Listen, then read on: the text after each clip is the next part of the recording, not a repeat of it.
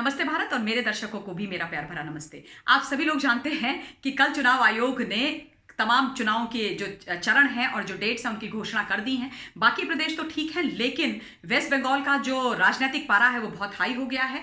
वहाँ की जो बहुत बड़ी जानी मानी चर्चित नेत्री हैं ममता बनर्जी जी, उनका पारा पूरा चरम सीमा पर जा चुका है। बहुत गुस्से में वो हैं, बहुत परेशानी में वो हैं और कल से फिर से उन्होंने केंद्र पर एक के बाद एक निशाने साधने आरंभ कर दिए हैं। जब से चुनावी घोषणाएं हुई हैं, चुनावी रैलियों का श्री गणेश हुआ है, तब से ममता दीदी ने सिर्फ एक ही काम किया है, या तो फिर बीजेपी को अटैक किया है या फिर बीजेपी के जो नेता हैं उनको अटैक किया है, बीजेपी की रैलियां रोकी हैं, बीजेपी के कार्यकर्ताओं पर हमले करवाए हैं। और बीजेपी साफ तौर पर यह बोलती है कि टीएमसी ने हमारे 130 से 35 कार्यकर्ता मरवाए, हमारे एक जो एमएलए हैं उनको शूली पर चढ़वाया। और हम सब ने देखा कि किस प्रकार से जेपी नड्डा जी जो राष्ट्रीय अध्यक्ष हैं भारतीय जनता पार्टी के, उनके कॉन्वॉय पर कितना खतरनाक जानलेवा हमला हुआ था। विजय वर्गीय जी के हाथ में चोट भी लगी थी। विजय वर्गीय जी की जो रैली है उस पर भी हमला किया गया था। तो एक बहुत ही छोटी और ओछी जो राजनीति है वो देखने को मिल रही है।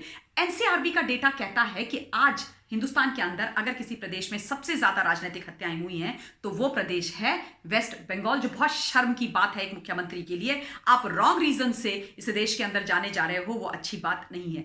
कल से जब से चुनाव आयोग ने घोषणा करी है, दीदी फिर से उन्होंने केंद्र पर निशाने साधने शुरू कर दिए कि ये लोग अपने लिए चुनाव आयोग का इस्तेमाल कर रहे हैं और ये हो रहा है वो हो रहा है। मुझे ये लगता है कि वो मुख्यमंत्री जिन्होंने अपने प्रदेश के अंदर सीबीआई को अरेस्ट करवा दिया, वो इस तरीके की बातें करें तो शोभा देता है क्या? ये वो लोग हैं मेरे हिसाब से जिन्होंने सरकारी तंत्र, सरकारी मशीनरी का पूर्णतया अपनी राजनीति के लिए, अपनी स्वार्थ सिद्धि के लिए, अपनी राजनीति चमकाने के लिए, राजनीति में रहने के लिए, जनता को त्राहिमाम करने के लिए इस्तेमाल किया है।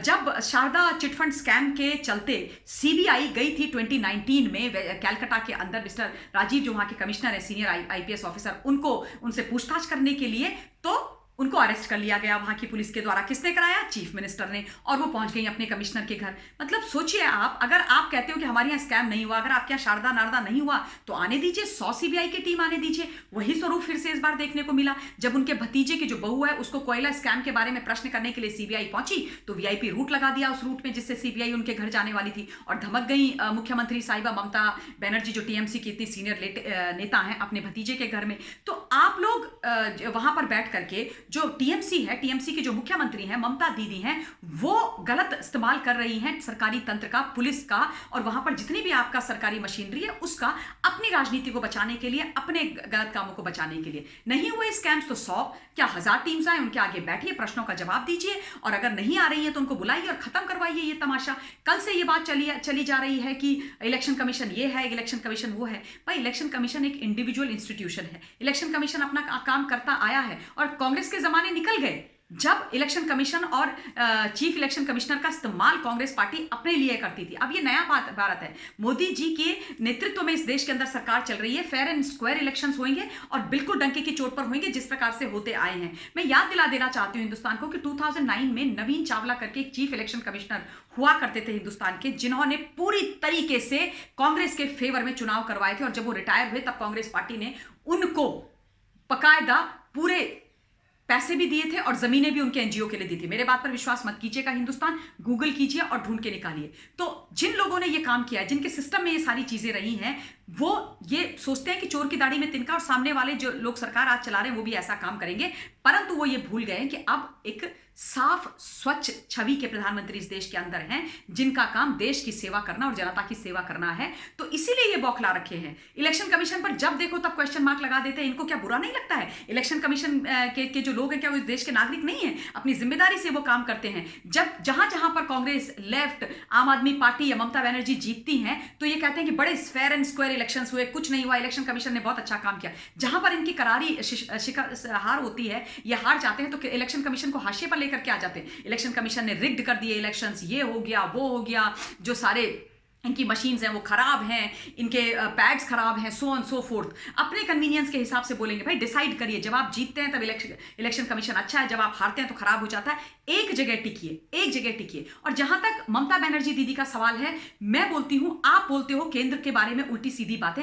आप तो हिंदुस्तान के प्रधानमंत्री को अपना प्रधानमंत्री नहीं मानते। ममता बनर्जी ने तो साफ बोला था कि मैं नरेंद्र मोदी जी को अपना प्रधानमंत्री नहीं मानती हूं, ये मेरे प्रधानमंत्री नहीं है। तो कौन इनके प्रधानमंत्री है, जरा इनसे पूछिए। किस देश के प्रधानमंत्री को ये अपना प्रधानमंत्री मानते हैं, ये पूछिए। और केंद्र की जो नीतियां हैं, जो वहां पर वेस्ट बंगाल के लोगों के लिए है, चाहे आयुष्मान भारत योजना हो, जो 5 लाख का बीमा है, जो पहले कभी भारतवर्ष के अंदर नहीं हुआ है, पहली बार ही हुआ है, गरीबों के लिए 5 लाख का हेल्थ इंश्योरेंस, वो लागू नहीं होने दिया वहां पर उन्होंने मुख्यमंत्री के तौर पर। उसके बाद जो किसान योजना थी प्रधानमंत्री जी की, उसको वहां पर लागू नहीं होने दिया, लोगों के खातों में 6-6 हजार रुपए नहीं जाने दिए। और आज आप कह रहे हो कि केंद्र ये कर रही है, केंद्र वो कर रही है। केंद्र जब पूरे देश के लिए काम करती है निष्पक्ष भाव से, तो आप सारी की सारी स्कीम्स को रोक देते हो, हॉल्ट कर देते हो, क्योंकि ऐसा ना हो कि हम तो कुछ कर नहीं पा रहे हैं और जनता मोदी जी के गुणगान करे। क्यों? क्योंकि आपको अपनी राजनीति की चिंता है। क्यों? क्योंकि आपको अपनी राजनीति से ऊपर कुछ नहीं है। जनता भाड़ में जाए, त्राहिमाम होए, रोए, जो मर्जी है वो हो, लेकिन उनको जो बेनिफिट केंद्र की सरकार से आए हैं उनको हम नहीं देंगे, क्योंकि देंगे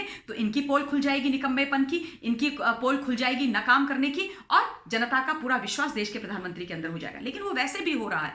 अब हर व्यक्ति बहुत जागरूक है, जिम्मेदार है, सोशल मीडिया है, मीडिया है, और सच्चाई सब लोग देख रहे हैं, सबको समझ में आ रही है। और इसीलिए ममता दीदी इतनी बौखला गई हैं, ममता दीदी इतनी घबराहट में कुछ भी बोलती हैं, किसी भी प्रकार की शब्दावली का इस्तेमाल करती है, बुम्बा बुम्बा, जुम्बा जुम्बा, टुम्बा टुम्बा, न जाने कैसे कैसे शब्द बोलती हैं, घबराहट में, बौखलाहट में चीजें बोल देती हैं। प्रशांत किशोर अलग से प्रशांत किशोर ही हैं वो, हाँ, अलग से अपने ज्ञान बांटते रहते हैं, न जाने क्या क्या बोलते हैं। मोटा पैसा लिया है उन्होंने ममता बनर्जी से, तो बोलना तो उनको पड़ेगा। अब देखिए, ममता बनर्जी कहती हैं कि मैं बंगाल की बेटी हूं। मैं ममता बनर्जी दीदी से ये बोलना चाहती हूं कि बेटी कभी भी अपनी मां के साथ धोखा नहीं करती है। बेटी कभी भी अपनी मां की कोख को शर्मसार नहीं करती। बेटी अपनी मां के साथ गलत नहीं करती है। बेटी सब कुछ अपनी मां के लिए करती है। बेटी 3 कुलों का उद्धार करती है। बेटी अगर किसी प्रदेश में कोई होती है, और अगर ममता बनर्जी ये कहती हैं कि मैं वेस्ट बंगाल की बेटी हूं, तो वो वेस्ट बंगाल के लोगों को इस तरीके से निर्ममता से वहां पर मरने नहीं देती, मरने के लिए छोड़ नहीं देती। भारतीय जनता पार्टी का सीधा सीधा ये एलिगेशन है कि 130 से 35 उनके कार्यकर्ता वहां पर मारे गए हैं, जो हम सबने भी देखा है। एक एमएलए को शूली पर लटका दिया गया, किस प्रकार से खून खराबा हो रहा है। बेटी कभी अपनी भूमि के साथ ऐसा नहीं करती। बेटी बंकिम चंद्र चटर्जी जी की इतना अपमान नहीं करती। वो परम आदरणीय महान विभूति बंकिम चंद्र चटर्जी जी, जिन्होंने वंदे मातरम लिखा, और उन्हीं की भूमि पर वंदे मातरम बोलना एक गुनाह है, जेल में डाल दिया जाता है। बेटी कभी ऐसा नहीं करती। बेटी अपने ईश का कभी भी असम्मान नहीं करती। अगर ममता बनर्जी हैं, जो मेरे हिसाब से तो हैं, तो वो सनातनी हैं, तो फिर राम नाम से इतनी परेशानी क्यों है? कोई बेटी अपने ईश का, अपने ईश्वर का, अपनी सभ्यता का इस तरीके से अपमान नहीं करती, और उनका नाम लेकर, राम नाम जपने वाले या बोलने वाले या उनका जयकारा या उद्घोष करने वाले को जेल में नहीं डालती। बेटी विकास के नाम पर जो बड़ी बड़ी फैक्ट्रीज किसी प्रदेश में आती हैं, उनको बाहर नहीं निकालती। बेटी अपने लोगों की चिंता करती है। बेटी भाई भतीजावाद नहीं करती है। बेटी लोगों को गाली गलौज नहीं करती है। बेटी अपशब्दों का इस्तेमाल नहीं करती। बेटी लोकतंत्र की हत्या नहीं करती। बेटी सच्चाई और ईमानदारी के साथ काम करती है। तो अगर आप बेटी की परिभाषा समझते हैं, तो यह समझिए कि आज अगर सही में बेटी बनकर के भी ममता बनर्जी जी ने वेस्ट बंगाल के अंदर काम किया होता, तो आज बंगाल की दशा और दिशा कुछ और ही होती। लेकिन ऐसा वहां पर कभी नहीं हुआ है मेरे हिसाब से, और मुझे ये बोलने में कोई कोताही नहीं है। पिछले 5 वर्षों में मैंने दीदी के कार्यकाल को देखा है बहुत ध्यान से, और एक दिन में 1 घंटा भी, 1 मिनट भी ममता दीदी मुझे वेस्ट बंगाल के मुख्यमंत्री के तौर पर कार्य करती हुई नहीं दिखाई दी तो सिर्फ और सिर्फ टीएमसी के नेता की भूमिका में, जो बहुत सोचनीय, चिंता करने की और शर्म की बात है। राजनीति है, राजनीति होती रहेगी, चुनाव आएंगे, चुनाव जाएंगे, सत्ता आएगी, सत्ता जाएगी, लेकिन आपका जो व्यक्तित्व है, आपका जो प्रेम आपकी धरती के लिए है, वो हमेशा रहेगा। जिस प्रकार से रोहिंग्याओं का महिमा मंडन हुआ, तुष्टीकरण की राजनीति हुई, टोलाबाजी वहां पर हुई, कट कल्चर का कार्य हुआ, ये सारी चीजें हाशिए पर आज ममता बनर्जी को लेकर के खड़ी हो गई हैं, और इसीलिए आज उनकी राजनीति समाप्ति की कगार पर है, उनकी सरकार जाने की कगार पर है। अगर विकास की गंगा बहाई होती तो आज उनको किसी से डर नहीं होता, बीजेपी हो या कोई भी हो। इस वीडियो के लिए इतना ही। मैं अपनी वाणी को विराम देती हूँ। बहुत बहुत धन्यवाद। जय हिंद।